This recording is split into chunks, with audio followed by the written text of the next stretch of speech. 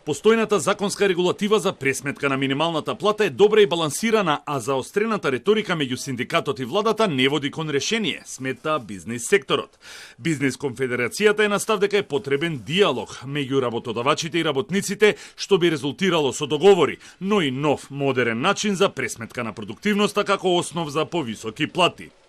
Конфедерацијата пред извесен период имаше сличен став како и синдикатот околу покачување на минималецот, повеќе од законската формула, но во меѓувреме имало неформални разговори со владата од кои заклучиле дека во моментов нема простори средства за субвенционирање на социјалните придонеси. Диалогот треба да биде заснован врз реални состојби. Ние точно знаеме кои се реалните состојби во економијата и особено ги представуваме микро, малите и самостојните вршители на дејност, во кои знаеме дека на целата територија на земјата дека немат исти услови за работа и немат исти услови за приходи. Состојбата со буџетот ни е објаснета, која не би било благодарно да не ја разбереме, туку да сватиме дека треба сите ние да придонесуваме за да можеме на некој начин да издвоиме пари за социјалните трансфери, вклучувајќи ги и социјалните придонеси.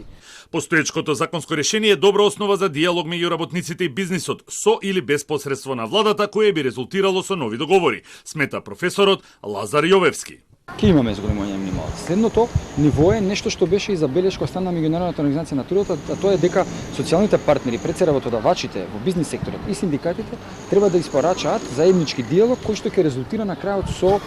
грански колективни, поединечни колективни или евентуално општи колективни договори кои што ќе ги детерминираат дополнително условите за работа, меѓу кои платата. Минималната плата влијае на продуктивноста, сметаат од Бизнис конфедерацијата, и токму затоа мора да се модернизира начинот на следење на продуктивноста на работниците, што би довело до повисоки плати и регулирана цена на саатница. Сето тоа следење, не само материјално-техничко, туку и на вработените, и нивната продуктивност, и нивната активност,